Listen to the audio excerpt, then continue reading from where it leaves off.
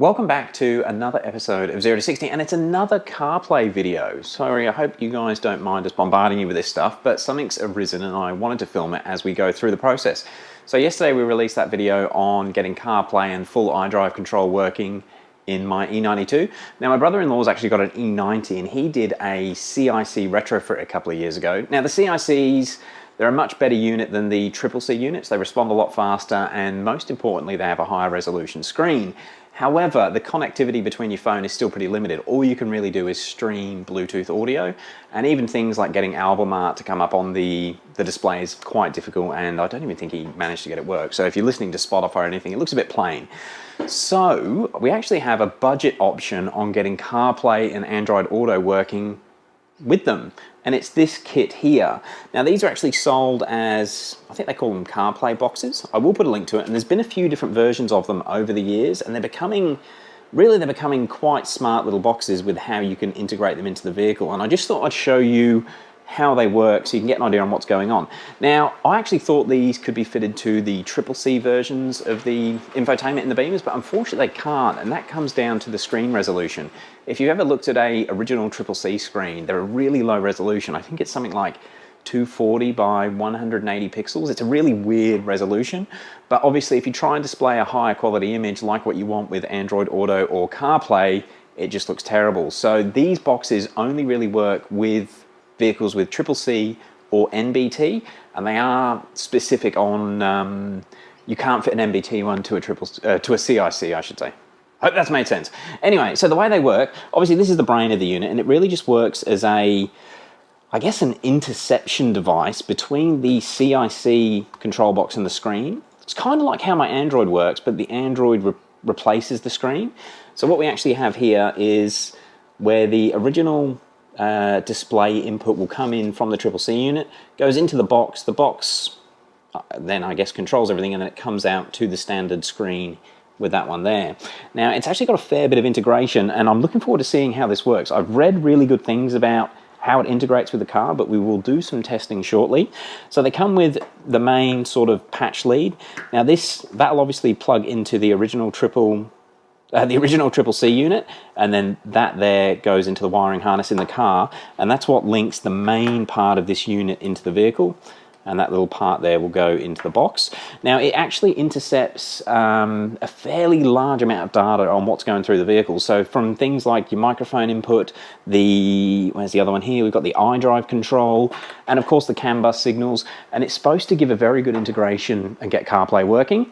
What else we got here? This is one of the cables for the displays. We've got a cable going in and a cable going out to the display. This is the microphone. Now something that these kits do provide, they actually have a full microphone lead, and you can mount the microphone up in the roof, and it's just to get perfect audio if you're making any calls through CarPlay. Now something that I actually quite like, these boxes, they have an additional, I guess you could call it almost like a multimedia lead. So it adds USB connectivity.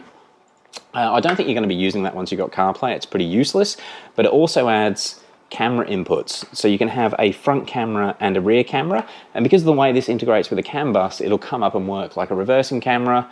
I'm looking forward to playing with that and seeing how it goes, and I can actually see this box actually lists that it has a 360 camera input. So although it didn't come with a lead for that, I'm guessing they've got something in development to get 360 cameras working on the older models, which is kind of cool.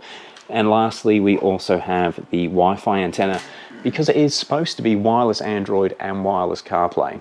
But we will have a play shortly. All right, I'm going to go and get the car stripped down and pulled apart, and kind of work out how this all goes. I'll give you an update shortly.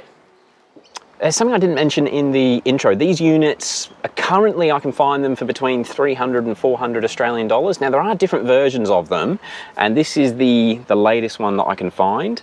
From what I can tell, it's just got a little bit better integration with wireless Android Auto, and there were some people had issues with the steering wheel controls not working on the early ones, which is why I've gone for this one, but I'll put some links to them below. But yeah, I think I've got most of the car pulled apart, and it should be relatively easy to install. So that is the main CCC connector. I need to remove that one. That'll go into the new harness, and I do need to remove these green and black little fiber optic cables there, because they'll go into this connector and keep the MOS bus working as it should. So that connects into the CCC there. The only other thing I need to connect to on the back of the CCC is the actual output for the display, which is that little connector there. I've got this piece out so I can connect into the iDrive controller. Now the reason with that is these units will actually pick up the iDrive commands through the CAN bus directly using this connector here. However, when you do that, it stops the vehicle from being able to code the CIC unit. So if you do want to do any continual coding, it's recommended to actually connect the new little box that we've got here, the CarPlay box, directly to the iDrive controller, and that'll let the coding happen, which is something we need to do with this car because the dude that owns it does do a fair bit of coding. So other than that, it's just a matter of running the microphone, which I'll run up here, and then into the original microphone slot up there. All right, basic overlook on the install. I'm going to get on with it, and I'll give you an update once I've sort of got it test wired up, and we'll see how it works. So you may notice it's the next day. Unfortunately, I ran into a few issues. Now, the vehicle is still here and it is all working, but it wasn't straightforward. And that come down to the way that the CIC unit, the retrofit, had been done. As I said in that last clip, I wanted to basically wire everything in and test it and make sure it was going to work before I put the car back together. And I did that. And I'd probably recommend doing that as well. You can sort of get everything in place, plug it all in and test it. Unfortunately, I had two issues. Now I actually ran into an issue with the iDrive controller, and it come down to just one of the wires being a little bit loose in this box's harness. So something to keep in mind if you do go and get one. Just make sure the pins are securely seated inside the connectors. And the other issue was I couldn't get any audio out of it. Now that comes down to these actually hack into, I shouldn't say hack, but they connect into the vehicle CIC unit with the aux connector, and unfortunately, because the way this retrofit had been done, aux was disabled. Well, now it used to work, but unfortunately, when the ComBox got added, aux was disabled. So it took me a very long time to work that out, and I was repinning all the connectors and checking everything and checking the car, and then I eventually just went and got another aux cable and plugged it straight into the connector on a different device and couldn't get any audio. So just a weird little thing that caught me out and took a long time to work out. But I'm going to start the car up and I'll show you what happens when this device connects. Now I've actually got my phone in my pocket. Turn that down a little bit. So the phone is there, and you'll see the delay that you have when these Android devices connect. So that's just registered that the phone is connected, and that's loaded into Apple CarPlay. So I mean, you're talking seconds really. You saw when I started the car. Charging problem. BMW's brilliant. All right, so I'll just give you a quick rundown. So Apple CarPlay works like Apple CarPlay. The integration with the iDrive is perfect. In fact, I think it's more responsive than it works on the Android unit that I've got in my E92. I don't know if that's because I'm running the CCC iDrive knob, where the CIC knob's just better. But yeah, it actually responds really, really quick, which is quite good. One thing to note, with the CIC, you do have a few other options. So if I just go into, we're going to Spotify quickly, then we'll go into my library, we'll go into playlists, and so I'm deep down in a playlist there. Now, with my setup in my car, because I don't have these additional buttons, I've basically got to scroll around up to the playlist button, which involves some scrolling. Again, it's quite quick on this car, but with this option, I can use the back button, and it'll just take me to the back, to the previous screen, which is brilliant. Also, sorry, it was a weird camera angle. With this as well, if I just push menu, it takes me back to the CarPlay home screen. So that is quite good, and some advantages that this system has over my current one. Yeah, but aside from that, everything works as it should. Actually, I'll just start something playing so you can see how quick it is. So we'll go back in here.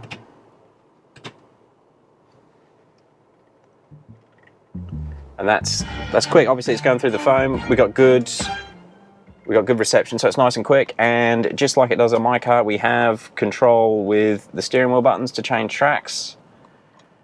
It all does what it's supposed to do. Now, I'll just pause that quickly. Yeah, CarPlay is brilliant for being controlled with an iDrive controller, and the way that this system integrates, it's perfect, to be fair. I can't really fault controlling CarPlay at all. So I'll just show you quickly, kind of like how you switch over on the Android head units. If I hold menu down for a few seconds, it flicks. Oh, it was too quick. So that will go into the original CIC, and then you have all your normal options that you would have with the factory radio. One thing that we have done, which a friend of mine actually suggested, because this gets the audio signal from the aux connector, we've actually set up a shortcut on number 6, so that if you're inside CarPlay and for whatever reason you change your audio source, which you can do with one of these buttons from memory, you can actually just push number 6 and it'll go back to aux. Now let's go into this box's sort of back end, or settings I should say. So the way that it works, if you had CarPlay before, you know that when you go to the BMW logo, it should go back to the factory CIC or NBT, but on this it goes into the box's sort of back end. So it comes with a few apps. We've got the wireless dev, which as far as I can see, that is purely for Apple CarPlay. AirPlay, I haven't had a play with yet. If you're interested in seeing how that works, let me know and I'll have a bit of a fiddle with it. But from what I can tell, I have to disconnect the CarPlay side of it, and then I may be able to AirPlay from like YouTube and that sort of thing, which might be handy, but defeats the purpose of having all the iDrive controls to control everything. Wire Auto and Auto Link are both for Android Auto. Now, I know a few of you guys are Android users, and look, I've got to apologize. I do have an Android phone. I was playing with it last night trying to get it. It's gone flat. It's the phone that I use for MHD logging. I couldn't get it to connect. Now, it's probably my fault. I am running an ancient version of Android. That phone's about 3 or 4 years old, and it was like a $200 special. So what I'm going to do, a good friend of mine he's actually installed quite a few of these boxes, and I've been leaning on him for some advice during this install. But he's actually got one of these boxes in his E92 and in his E60 from memory. And he's an Android user, so I might just have a quick chat to him and get some feedback on using Android Auto with these boxes, the pros and cons. But I know he's even gone into depths of updating firmware and that sort of thing to get the Android Auto wireless functionality working perfectly. He really, really rates it. He hates Apple, from what I can tell. So it should work pretty well. If it didn't, he wouldn't use it. But I don't want to give any feedback on my opinion because I don't get along with Android. Just my 2 cents, but there will be a bit of info coming later on. USB, now this does actually have a USB input, but I haven't got anything connected. We'll just go back. Camera, it has got 2 camera inputs. I think I mentioned it yesterday, and you can have front or rear camera input, but not being used at the moment. Setup is just where you can actually do all the options for the settings. Obviously you got language, the display options, you can actually fine tune the display to suit the brightness, etc. Audio is just for things like the EQ. The idle just went super rough. It's under 500 RPMs. I wonder if the charging problem's being an issue. Anyway, and yeah, basically just things like EQ. Now, I've just left them all blank, and this car sounds quite good with it. Now, it is a Logic 7 system, but if you're running an aftermarket stereo, aftermarket subwoofers, that sort of thing, you may be able to tweak your sound and just get it sounding a little bit better, because it is an analog signal between the CarPlay box and the actual CIC unit, so you may be able to improve your sound by tweaking those a little bit. I've just left them as they are. All the microphone settings and everything I have left as they are. We have the new microphone up in the section here, and I will show you how well Siri works as well. One thing that is a bit of an issue, actually they're all the settings there, we've gone through them. Reverse is just in regards to what happens when you put it in reverse, whether it goes to the front camera, the rear camera. We don't have any cameras on this car, so we're just leaving it all blank. Wi-Fi channel I haven't set. Right-hand drive, you can set it for a right-hand drive or a left-hand drive, and what it does, it changes the position of the home button in CarPlay. I actually prefer it over on the left. It's a bit easier to see, because when you sit here, you actually block out the very edge of the screen. So having it on the set as a left-hand drive actually works better for us. Camera mirror, don't need to do that. In fact, all of these were pretty much left as they were. The only thing I did have to enable, I had to enable wheel key. That actually comes as off by default, and that's what got the track skip working. Okay, let's go back into the main menu. We'll go back into CarPlay, and I'll just show you Siri. Now, there is one thing that's a bit crap, but we're going to be able to fix it with coding. The box will actually pick up the voice command button. Take me to McDonald's.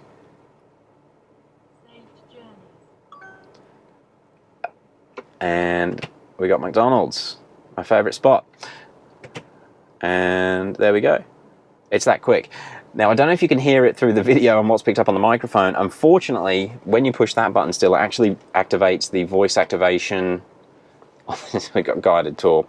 So we do need to code out the voice activation here so that that button only works on the CarPlay unit.